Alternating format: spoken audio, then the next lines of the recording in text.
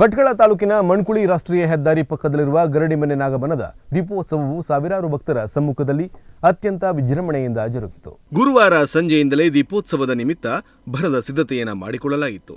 ಸಂಜೆ 7 ಗಂಟೆಗೆ ತಾಲೂಕಿನ ಪ್ರಸಿದ್ಧ ಭಜನಾ ತಂಡದಿಂದ ಭಜನಾ ಕುಣಿತ ಎಲ್ಲರ ಗಮನ ಸೆಳೆಯಿತು.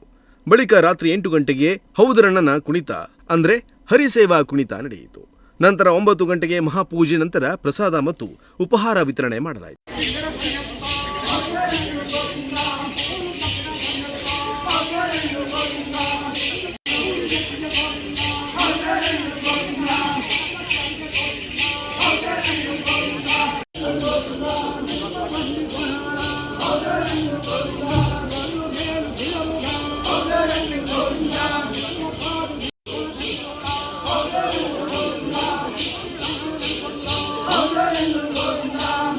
ವಿಶೇಷವಾಗಿ ಇದಕ್ಕೂ ಪೂರ್ವದಲ್ಲಿ ಗರಡಿಮನೆ ಮೂಲ ನಾಗದೇವರಿಗೆ ಬೆಳ್ಳಿಯ ಮುಖವಾಡವನ್ನು ಸಮರ್ಪಣೆ ಮಾಡಲಾಯಿತು. ಈ ವೇಳೆ ನೂರಾರು ಭಕ್ತರು ಆಗಮಿಸಿ ಪೂಜೆ ಮತ್ತು ಸಾಂಪ್ರದಾಯಿಕ ನೃತ್ಯದಲ್ಲಿ ಪಾಲ್ಗೊಂಡು ಶ್ರೀದೇವರ ಕೃಪೆಗೆ ಪಾತ್ರರಾದರು.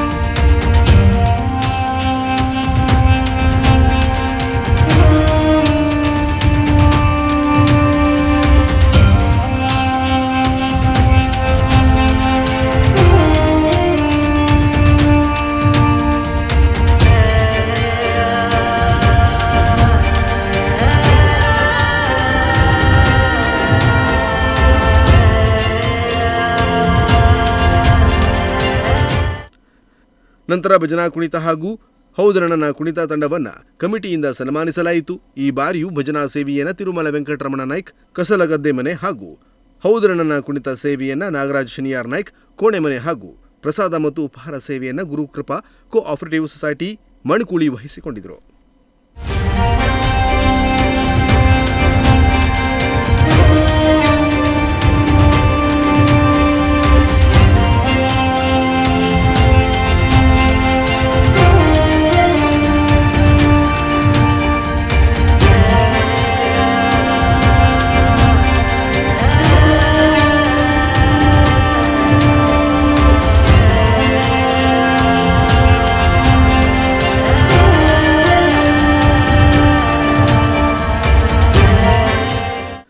ಈ ವೇಳೆ ಗರಡಿಮನೆ ನಾಗಬನ ಟ್ರಸ್ಟ್, ಸಾರ್ವಜನಿಕ ಶ್ರೀ ಗಣೇಶೋತ್ಸವ ಸಮಿತಿ, ಮಿತ್ರ ಯುವಕ ಮಂಡಳಿಯ ಮಣ್ಕುಳಿಯ ಅಧ್ಯಕ್ಷರು, ಉಪಾಧ್ಯಕ್ಷರು ಹಾಗೂ ಎಲ್ಲ ಸದಸ್ಯರು ದೀಪೋತ್ಸವ ಕಾರ್ಯಕ್ರಮದಲ್ಲಿ ಪಾಲ್ಗೊಂಡಿದ್ದರು.